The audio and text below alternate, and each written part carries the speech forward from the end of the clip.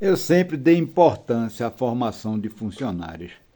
Todas as vezes que eu dei uma ordem ou uma instrução a qualquer membro das minhas equipes, eu explicava tecnicamente o porquê daquela ordem ou o porquê daquela decisão. Isso para fazer surgir no homem a satisfação pelo conhecimento, né? E o interesse por adquirir novos conhecimentos, tendo em vista que ele vê a satisfação que dá quando ele faz uma coisa conhecendo e sabendo por que está fazendo, né?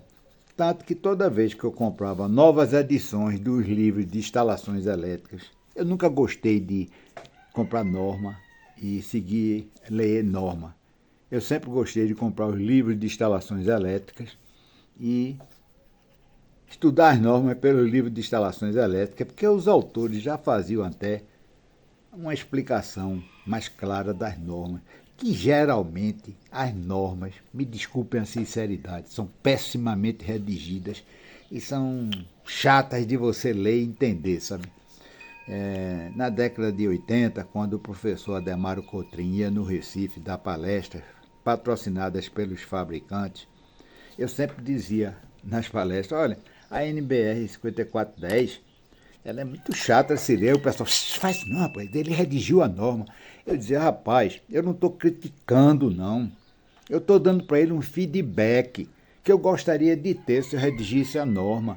Porque a norma ele faz com o intuito de que as pessoas queiram ler. Se as pessoas não gostam de ler a norma, ele não está atingindo o objetivo dele. Mas o pessoal achava que eu ia para lá para querer derrubar o homem, sabe? Porque tem gente que vai para essas reuniões para isso, para tentar derrubar o palestrante, sabe? Eu não vou para reuniões com esse intuito, não. Eu, quando vou para reunião técnica de engenharia, eu vou com o intuito de tirar minhas dúvidas.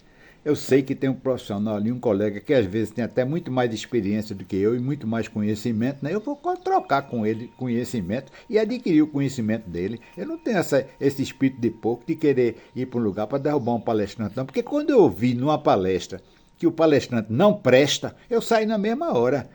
No início, logo quando criaram os SINAS, né, Circuito Nacional do Setor Elétrico, né, rapaz, a apresentação dos palestrantes era quase o tempo de apresentação da graduação e dos currículos dos palestrantes era quase do tamanho da palestra, sabe? Tanto que quando eu voltava das palestras dos SINASE pelo Brasil inteiro, do ZENEA também, Encontro Nacional de Instalações Elétricas, eu dizia para o meu pessoal, olha pessoal, por favor, me deixe em paz aí durante uns dias, porque eu estou em estado de graça. Aí o pessoal perguntava, por que você está em estado de graça? Porque eu passei uma semana com os deuses, né?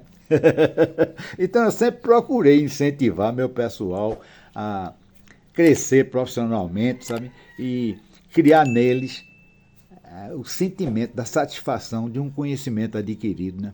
Então, toda vez que eu comprava um Hélio Credit, uma nova edição do Hélio Credit, uma nova edição do McIntyre, uma nova edição do Ademaro Cotrim, eu dava a edição antiga para meus projetistas, sabe? E alertava eles os trechos onde o livro tinha sofrido revisões, né? Para que eles não usassem uma norma antiga. Então eu sempre incentivei isso e sempre tive bons resultados, porque a partir do instante que o pessoal adquire conhecimento, ele deixa de lhe perguntar com perguntas imbecis, né? Essa minha atitude de promover o desenvolvimento do meu pessoal ajudou muito, sabe? Porque eu deixei de ser incomodado por certas perguntas que eram elementares. O cara já conhecia aquilo, já não tinha mais aquela dúvida, ele tinha novas dúvidas. E às vezes as dúvidas que o pessoal tinha criavam em mim dúvidas também. Eu tinha que pesquisar, estudar para poder entender o fenômeno que eles estavam me perguntando e explicar para eles, porque eu também não sou enciclopédia não, né? Eu tenho limites, né? Meu conhecimento chega a um ponto, ele espera eu adquirir novas coisas, porque eu mesmo, em vários aspectos e vários pontos da engenharia, eu tenho dúvidas ainda hoje, sabe? Eu fico me interrogando e isso é bom, porque me incentiva a procurar, a pesquisar, né? A ler e a tentar entender, discutir com colegas. Isso é importante no crescimento profissional da pessoa. Quando eu comecei a atuar em projetos de instalações, haviam dois tipos de desenhista: o desenhista copista e o desenhista projetista. O desenhista projetista era o desenhista que já fazia o desenho e projetava ao mesmo tempo. era um cara capaz até de fazer detalhes executivos que às vezes eram verdadeiras obras de arte. O desenhista copista era um desenhista que se limitava a copiar o que era entregue para ele. Então isso obrigava o engenheiro a ter que desenhar a planta inteira no lápis, indicando as fiações em todos os trechos e entregar para ele aquilo tudo pronto para ele copiar. Eu nunca gostei de fazer um desenhista copiar o meu trabalho. Eu preferi sempre desenvolver o desenhista a ele, para que ele possa, ele mesmo, executar aquela tarefa, né? De acordo com as minhas instruções e de acordo com as minhas preferências, porque o projetista, ele não faz o projeto por conta própria, não.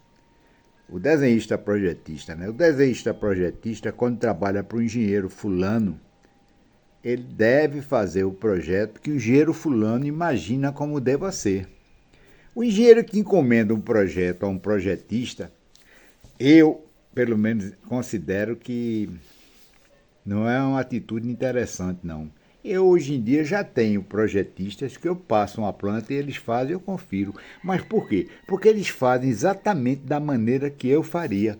Porque eu já passei para ele a minha filosofia de projeto. Então é diferente, né, do que eu chegar um desenhista e projetista que eu não conheço, dizendo: Fernando, eu sei fazer projeto de residência. Aparece um projeto de uma residência para mim, eu passo para ele, nem olho, entrego ao cliente. Não, eu acho que isso aí, no meu entender, não é uma atitude interessante de um bom projetista, sabe? Agora, fazer o homem copiar sempre o trabalho, eu acho que deve ser uma tarefa muito maçante para um cara, sabe? Tá sempre copiando uma coisa que alguém apresenta.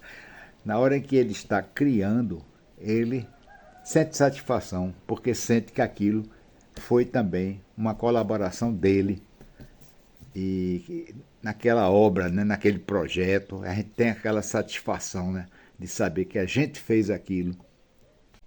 Quando o escritório de projeto começa a crescer, que ele começa a pegar muito serviço, é praticamente impossível o engenheiro rabiscar completamente cada planta dos projetos e entregar para os desenhistas, porque o engenheiro não dá conta disso, não. Então, torna-se aí até mais importante essa ação de desenvolvimento dos desenhistas copistas para que eles se tornem desenhistas projetistas, porque auxiliam na execução dos serviços, né? Ao mesmo tempo que o escritório vai crescendo e que a equipe vai aumentando, a gente nota que começa a haver um escapamento da supervisão nossa, né? Ou seja, a gente começa a perder o controle da coisa, sabe? Porque você não consegue fazer uma verificação numa quantidade imensa de plantas que um escritório de grande porte produz. Então você passa a ter engenheiros que vão fazer isso e você tem que confiar na capacidade desses engenheiros.